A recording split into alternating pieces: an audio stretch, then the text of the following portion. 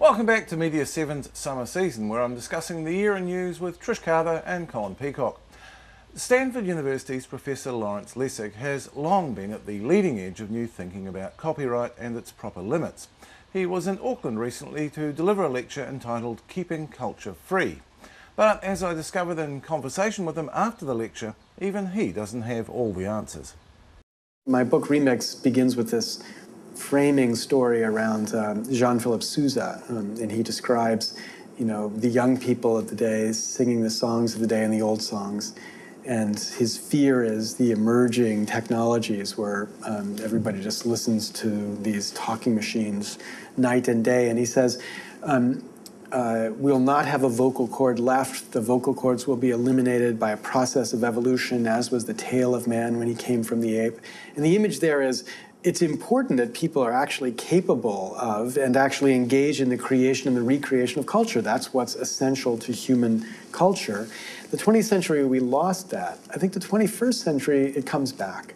In the 19th century, it's not like everybody could play the piano or play the violin or play the accordion or play the trumpet. But it wasn't weird that you could do any of those things. Like, normal people did it. They didn't do it as well as, the professional perhaps, but they could do it. And the 20th century, the major forms of cultural expression, making a movie, recording an album, were the sort of things that only the elite did, right? The artistic elite. Like ordinary people, they listened to these things. Well, the 21st century is going to be more like the 19th century. If you are 20 years old and you can't make a video that can be uploaded to YouTube and get your friends interested, there's something wrong with you. If you can't remix music, you're just not going to understand music, right? So the great things we did growing up in my generation was making a mixed tape. Well, that's totally boring. What you've got to do is make a remix of a song. And so that, I think it's an important, restoration of what it is to be part of your culture, even if the quality is not as great as what the professional.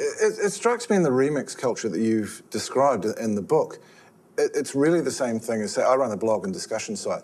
We spend all day quoting media at each other. Is that at the heart of it? Is that what we're doing? Yeah, exactly right. I mean, in the days of writing, quoting was quoting with words. In the days of the 21st century media, quoting is be quoting with music and with images and with sounds and video. And that's the way in which you evoke meaning. And you yourself are not a copyright abolitionist, are you? I presume you've been accused of being that? Yeah. In the way of today, people see these issues in a very binary way. You're either a Hollywood supporter or you're a pirate, right? And I think that division is actually extremely misleading and simplifying.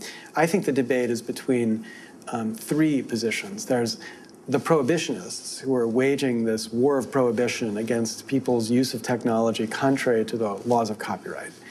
They're the abolitionists who believe that we should abolish copyright. There's no reason for copyright anymore. Digital technologies means we can produce everything for free.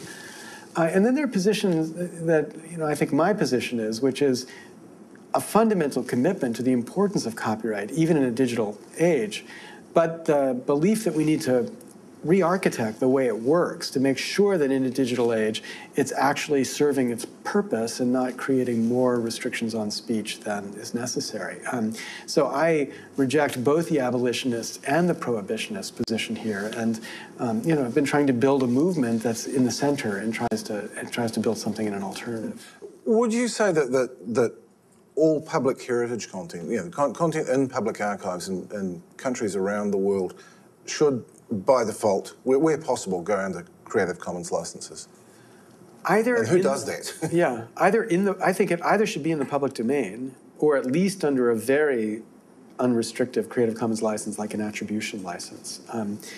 Because this is the classic example of just failing to recognize that there's more than one business model for creating and sharing culture, and that whereas Madonna might need a very complicated copyright system for her economy of production to work, a complicated copyright system is exactly what will destroy access to our past or to archives of other materials, because nobody can afford the burden of clearing all the rights in that context. I mean, for example, documentary films in the United States are a disaster because when they were produced, all of the licenses for snippets that would be included in the documentary film were time specified and use specified. So you say you get to use 60 seconds of this CBS News roll for 5 years, North American educational distribution. At the end of that 5 years, you got to go back and renegotiate that. Well, it's impossible to renegotiate those rights. But I think it's really critical that other mature democracies, and New Zealand's a perfect one, begin to interrogate the line the American government has taken about what copyright has to be, and begins to push back, not because they should oppose copyright or should be abolitionists, but because they should help us get copyright into a way that's going to be healthy for the 21st century. Now, we're almost out of time. One question. As a father, what should I tell my children about file sharing? Yeah, gosh, I only have a 5-year-old, so I haven't confronted this yet. I think you've got to tell them file sharing's wrong. You got to tell them it's wrong. You got to tell them that the law should be changed. It should be a different law. But it's wrong right now, and you shouldn't be violating other people's rights in this way. Professor Lessig, thank you for your time. Thank you. Professor Lawrence Lessig, and hours after that interview he was flying back to California, where he planned to land and go straight to join his wife, working the election day phone bank for Barack Obama. Colin, he didn't approve of file sharing, and I suspect he doesn't approve of plagiarism as well, but the temptations are, for journalists, are as they've never been before. You do have access to, electronically, to the world's greatest newspapers, and we've been discussing a plagiarism case to quite some degree recently, haven't we? Yeah, we have, and I guess what he's talking about there is, he says, the creative use of what's online. If you're not making money for it, you might as well use it. It's a creative reuse, and that's good for culture. But I guess what's happened in the case we've been talking about, which is Noel McCarthy, yeah. Radio New Zealand, the writings of these noted critics of British broadsheet newspapers are available almost as soon as, or possibly even before, they're published on paper in the UK. And where you may not get a newspaper and write something out for your own essay to read out on air, it's easy to do. I shouldn't speculate on how it was done, but you would guess that that's how it's done, and maybe it does go on, more often than that. But in the end, you can't sit in front of a microphone, read out someone's work to a national audience, and not give some sort of attribution. I've been quite surprised at the nastiness of some of the reaction, though. I mean, compared to, say, the Renee Curiona case in the Herald, which was a much more egregious case. That was submitting copy under a byline. It was. And yet I feel like people have wanted to take Noel McCarthy down a peg or two. And I think that applied to your item on it too, actually. Well, possibly. It's a fairly basic fundamental thing. And the fact that it's easy to copy now, as I would gather might have happened in this case, means that you have to be even more thorough about acknowledging where you get your work, your thoughts and so on. In the case of Renee Curiona, that was, I guess you could say the case of someone who ought to have known better. It was an intern and someone, you could argue there were cases of oversight and who was looking at her work. But in that case, there are other plagiarism cases too. John Minto and, it's a copying case or non-attribution. John Minto and Matt McCartan turning in a very similar column because the same story came across them. Also Alexis Stewart, Bruce Logan, that one that came up in the press a couple of years ago. But in those cases, they were trying to make a point in an opinion column. And this one, where it's someone else's original thought, you really have to do it. You really have to say where you're getting those thoughts from. I wonder about the media's ability, in actual fact, to have policy to be able to even deal with this. It seems to me, those guidelines that we all sign up for when we join a media organisation never really do. No, everyone just runs around in circles. They do, and maybe it's time that someone actually needs to take it. Speaking of where you get your stuff from, I presume that you two, I know you do, Trish, have particular places to go for news that you're not getting from the more familiar outlets. What have been your favourite sources? I don't know that I have got favourite sources, but I do have a routine. I go to bed at night with my husband on BBC Radio, which stays on all night. And probably by 6:30 in the morning, I've done all the British papers, I've done all the blogs that I'm interested in, and I've certainly done the Australian papers. And throughout the day, I just check in, and I have become the person that Would you be able to do that groups. if you were still working that full-time job, at TVNZ, trying to get news bulletins out every day? Absolutely, I did you it would at still Al Jazeera. find time for it. I did it at Al Jazeera, and I've become the person that the focus groups that I used to be part of used to tell me I was going to become. I don't watch mainstream television all that much. Of course, I flick into it, but it's just not part of that 6 o'clock routine for me now so much anymore. few things I could point out, things I've been looking at this year I thought had done well. The 60 Minutes program on TV3 I thought had some good stories that were well done, and Campbell Live, I still think some of the journalism in that is pretty ambitious, and that's good. In terms of papers, the one I probably most look forward to, the Weekend Herald, I think has the most guts of it. Guts in it. What did you make of the Herald style this year? Because it really did, it campaigned in a way I don't think we've seen newspapers do for a long time in this country. The whole attack on democracy series about the Electoral Finance Act. I did have the feeling it was over the top in a way, and they ran a real difficult line there, because being seen as partisan in an election is very difficult. But if anything, they rolled it back, I thought, towards the election, and there were a few editorials which were really having a go at some of the, just for instance, Law and Order, National's policy on that, very strongly criticised. And they didn't. I mean, I think they had said they were going to thump this tub of the EFA all the way to the end and publish the photographs. No, and so on. Even they lost interest, I felt. John Key's relationship with the media is going to be one to watch in 2009, don't you think? Because Absolutely. I feel right now that he lets the media bully him, and at some point he's not going to be able to do that. Helen Clark would never put up with that because she's such an adroit person. So you don't think he's on a honeymoon at the moment? I think the honeymoon's coming to an end very, very quickly.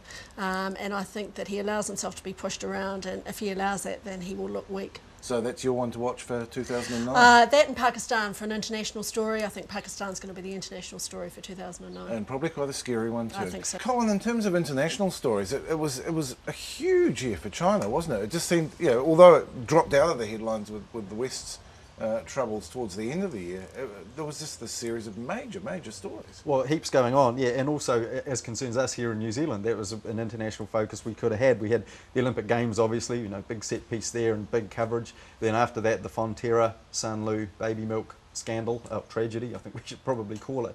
But also in the middle of that, the free trade deal signing, and it kind of showed the limits of our news gathering, I think, in a way, in that no New Zealand journalists based there. Real shame. TV1 didn't have its bureau in Hong Kong anymore. Could have really done with it. We had the Listener and the Press Association having to send people with funding from the Asia Foundation. Real pity. Could have really done with more there. In 2009, media management need to come to grips with Asia. They need to find some money and either do a deal with a local affiliate, because I agree. I think that we were caught out in terms of conflict, in terms of contacts, and in terms of where to go and infrastructure to get the story. I was particularly disappointed in the Fonterra coverage. I thought that the internet led that coverage. Good old RNZ hammered away at it, and the columnists did quite well. Then the mainstream media caught up with the fact that, gee, this might be a big story, and then it faded from sight. I was really particularly disappointed, and it took the current affairs programs ages and ages and ages to finally get up there. And when they got up there, TV1, Sunday's program, promoted it as the story that China did not want you to see. Well, I'm sorry, I think there was a way of promoting that story, and you could have also said, the New Zealand company who is, New Zealand company shame, whatever you want to do.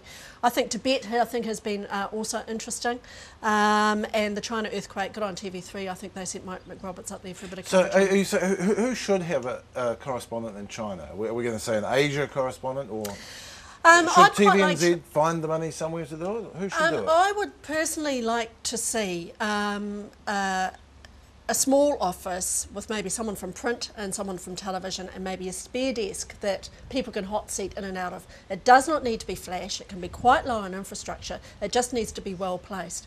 And I don't think it would cost a huge amount of money. And I really think that it's a big gap. It's the way it's done in other centres, isn't it? In London, in Sydney.